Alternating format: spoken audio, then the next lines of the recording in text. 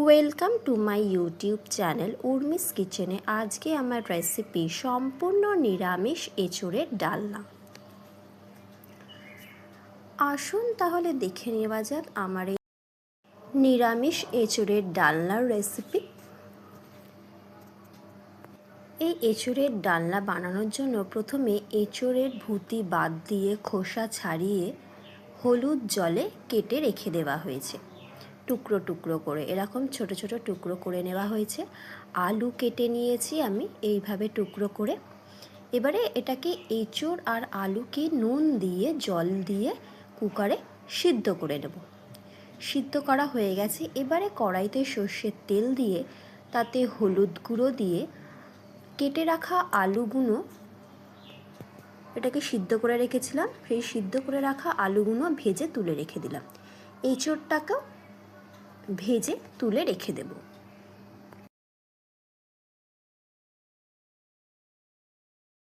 এবারে কড়াইতে সর্ষের তেলের মধ্যে তেজপাতা, গোটা গরম মশলা, দারচিনি, ছোটো এলাচ দুটো ফাটিয়ে দিয়ে দিয়েছি, লবঙ্গ আর গোটা জিরে। ফোড়ন হয়ে গেলে এর মধ্যে আদা বাটা দিয়ে দিলাম। দিয়ে দুটো টমেটো পেস্ট করে রেখেছিলাম, সেই টমেটো পেস্টটা এর মধ্যে দিয়ে দুটো কাঁচা লঙ্কা দিয়ে দিলাম। স্বাদ অনুযায়ী নুন দিয়ে দিলাম। পেস্টটাকে ভালো করে তেলের মধ্যে কষাতে হবে যতক্ষণ না এর থেকে তেল বেরোচ্ছে। 1 চামচ জিরে গুঁড়ো, 1 চামচ ধনে গুঁড়ো, হলুদ গুঁড়ো 1/2 চামচ, কাশ্মীরি লঙ্কার গুঁড়ো রঙের জন্য, আর ঝালের জন্য আমি কাঁচা লঙ্কা ব্যবহার করেছি, কসুরি মেথি দিয়ে দিলাম। দিয়ে ভালো করে মশলাটাকে কষিয়ে নিতে হবে। 1 চামচ বাদাম বাটা দিয়ে দিলাম। এখানে আমি কাজু বাদাম বাটা ব্যবহার করেছি। ভালো করে মশলাটাকে কষিয়ে নিতে হবে। তেল বেরোচ্ছে, তেল বেরিয়ে গেছে।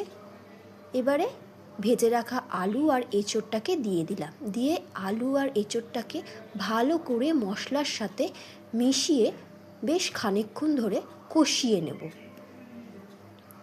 নিরামিষ রান্না, এতে তেল বেশি দিলে আর বেশি করে কষালে স্বাদ ভালো হয়। উল্টে পাল্টে ভালো করে কষিয়ে নিয়েছি। এবারে গরম জল দিয়ে দিলাম এর মধ্যে। গরম জল দিলে রান্নার স্বাদ বেড়ে যায়। ফুটে গেছে, শেষে চিনি দিয়ে দিলাম, ধনে পাতা কুচি দিয়ে দিলাম, গরম মশলার গুঁড়ো দিয়ে দিলাম।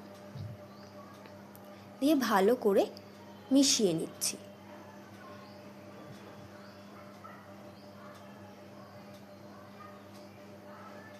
বাড়িয়ে ফুটিয়ে নিচ্ছি। চিনিটা গলে গেছে, শেষে ঘি ছড়িয়ে দিলাম, দিয়ে নামিয়ে নিলাম। হয়ে গেল আজকের আমার রেসিপি সম্পূর্ণ নিরামিষ এঁচোড়ের ডালনা। আজকের মতো এই পর্যন্ত। ধন্যবাদ।